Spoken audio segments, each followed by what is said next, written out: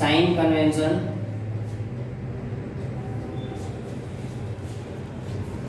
for the spherical lens. હવે જો sign convention માટે આપણે ઓલરેડી એક ડાયાગ્રામ ડ્રો કરી હતી ફોર ધ મિરર એન્ડ હવે છે લેન્સ. હવે જો લેન્સ છે ને એના માટેની પણ આપણે ડાયાગ્રામ ડ્રો કરવાની થશે અને કમ્પેરિઝન કરીશું વિથ ધ મિરર. અને મિરર જોડે કમ્પેરિઝન ફોર્મ કરશો ને એટલે ઈઝીલી તમને ખબર પડી જશે કે જે વસ્તુ મિરરની અંદર શો કરી હતી ને એ જ વસ્તુ લેન્સની અંદર પણ અવેલેબલ હોય છે. સો ફર્સ્ટ ઓફ ઓલ આપણે ડાયાગ્રામ ડ્રો કરીશું. ડાયાગ્રામમાં યાદ રાખજો ગમે ત્યારે હવે લેન્સનું પૂછે ને તો જે મિરરમાં આપણે કોન્કેવ મિરર જ યુઝ કરતા હતા for the any theory of that diagram, તો હવે આની અંદર આપણે કોન્વેક્સ લેન્સનો જ યુઝ કરીશું. બરોબર? So first of all convex lens છે એને ડ્રો કરવાનું છે.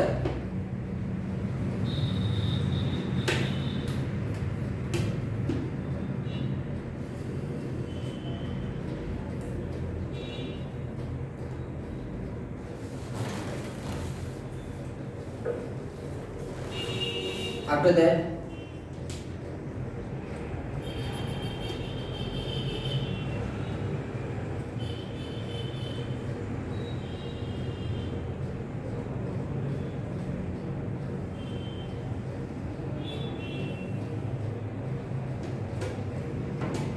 એક ટોટલી લાઈન છે એને ડ્રો કરી દેજો વર્ટિકલી અને એક હોરિઝોન્ટલી. હોરિઝોન્ટલી લાઈન હશે આપણી પ્રિન્સિપલ એક્સિસ જ હશે.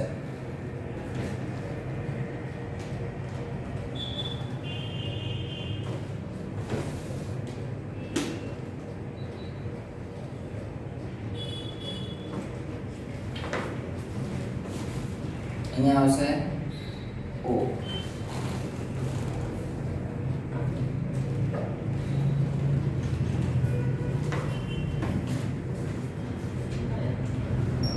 What they do too?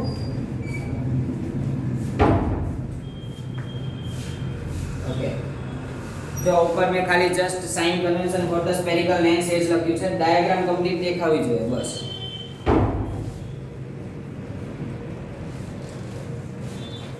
હવે લેન્સ વિશે થોડું સ્ટડી કરી પહેલા મિરરનું યાદ કરી લઈ. તો મિરર માટે આવી ડાયાગ્રામ છે એને શો કરેલી.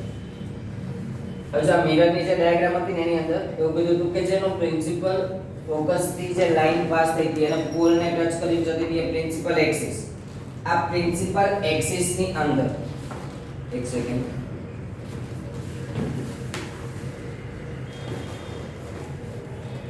જો આ રીતે આપણી પાસે મિરર હતું, આ રીતે આપણે એની સાઇન કન્વેન્શન માટેની ડાયાગ્રામ ડ્રો કરી.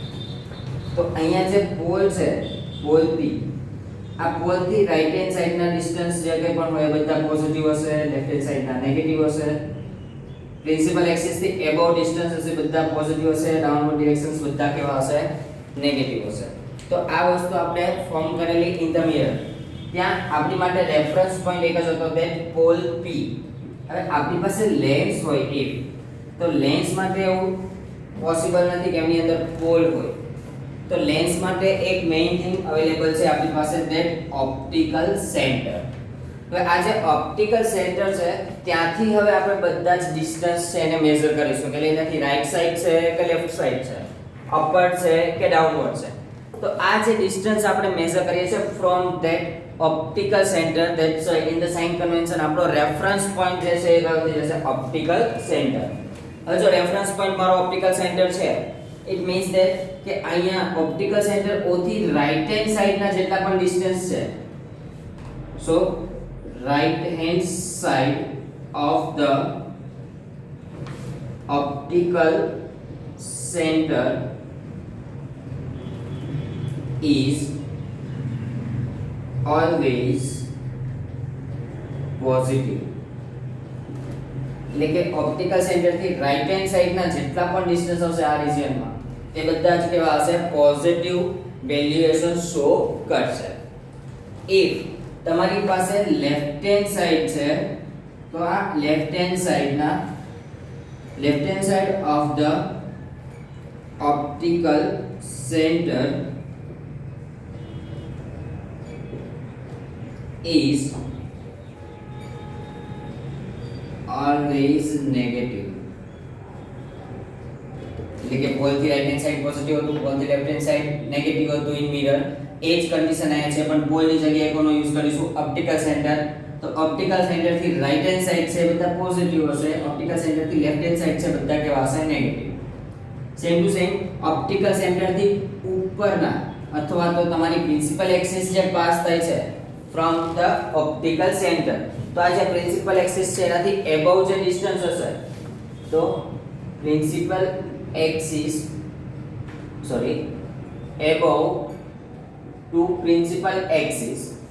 above to principal axis all distance is positive. અને આ જ રીતે લખી નાખજો above ની જગ્યાએ below, તો below ના જેટલા પણ હશે એટલે કે below from the principal axis, તો below from the principal axis જેટલા પણ ડિસ્ટન્સ થશે એ બધા જ કેવા હશે? નેગેટિવ હશે. તો આ હતી આપણા માટેની sign convention for the lens. તો સાઇન કન્વેન્શન ની અંદર મેઇનલી આપણે એ ચેક કર્યું છે કે જે વસ્તુ મિરર ની અંદર હતી, તો મિરર ની અંદર જેટલી વસ્તુ હતી ને એ જ વસ્તુ આમાં ચેક થઈ છે. ઇટ મીન્સ ધેટ કે રાઈટ હેન્ડ સાઈડ ના ડિસ્ટન્સ બધા પોઝિટિવ જ રહેશે, લેફ્ટ હેન્ડ સાઈડ ના બધા ડિસ્ટન્સ ઓલવેઝ નેગેટિવ જ હશે. બરોબર. હવે આના ઉપરથી આપણે એનું લેન્સ ફોર્મ્યુલા ચેક કરશું. Sign convention for the mirror ઉપરથી આપણે મિરર ફોર્મ્યુલા ચેક કર્યું હતું, એ જ રીતે sign convention of the lenses પછી હવે એનું શું ચેક કરીશું આપણે? તો એના પછી આપણે લેન્સ ફોર્મ્યુલા છે એને ચેક કરશું.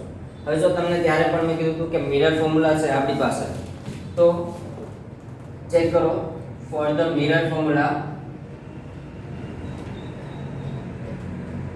આપણી પાસે મિરર ફોર્મ્યુલા હતું ને કે હતું that 1/v plus 1/u is equal to 1/f. ત્યાર મેં તમને એવું કીધેલું કે જે v છે ને મીન્સ ઇમેજ નું ડિસ્ટન્સ, તો એને આપણે ઓલવેઝ પહેલા જ લખીશું.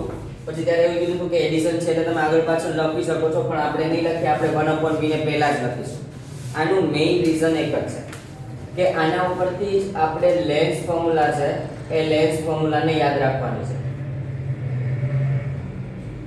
જો લેન્સ ફોર્મ્યુલા છે તો લેન્સ ફોર્મ્યુલા જે રીતે મિરર ફોર્મ્યુલા છે ને એક જ છે, ખાલી એક જ ચેન્જ છે that 1/v minus 1/u is equal to 1/f. so v u f as it is છે, ખાલી અહીંયા માઈનસ છે અને આમાં કોણ છે? પ્લસ છે. તો લેન્સ ફોર્મ્યુલા ચેક કરો તો મને શું મળે છે? that 1/v minus 1/u is equal to 1/f. એટલે કે ત્યાં એક વધારાની સાઇન શું થાય છે?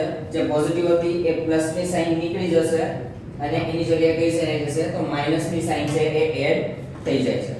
સો આપણું ફોર્મ્યુલા થાય છે lens formula that 1/v minus 1/u is equal to 1/f.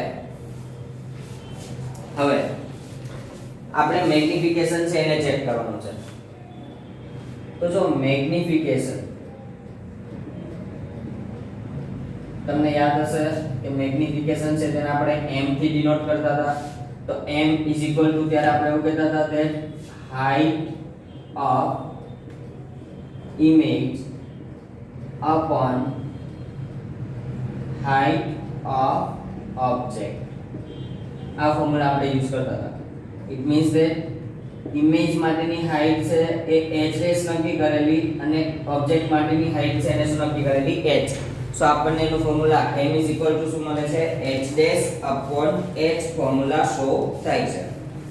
And જો તમારે image distance and object distance wise check કરવું હોય તો એની ફોર્મ્યુલા થઈ જશે that m is equal to v upon u. યાદ કરો લેન્સ નું v upon u છે, મિરર નું શું હતું? તો મિરર માટે આપણે મેગ્નિફિકેશન નું ફોર્મ્યુલા કયું શો કરતા હતા? -v upon u. ત્યાં માઈનસ સાઇન એડ થતી હતી, આમાં માઈનસ સાઇન એડ થતી નથી બીકોઝ તે મિરર હતો. તો મિરર ની સાઈડ જ શું થતું હતું? ઇટ મીન્સ કે પોલની લેફ્ટ હેન્ડ સાઈડ જ બધી ઇમેજ ફોર્મેશન થતી હતી, એટલા માટે એની ઇમેજ માઈનસ મળતી હતી. અહીંયા ઇમેજ કઈ મળશે? રાઈટ હેન્ડ સાઈડ ફોર્મ થશે. ઇટ મીન્સ કે એની વેલ્યુએશન્સ કઈ મળે છે મને?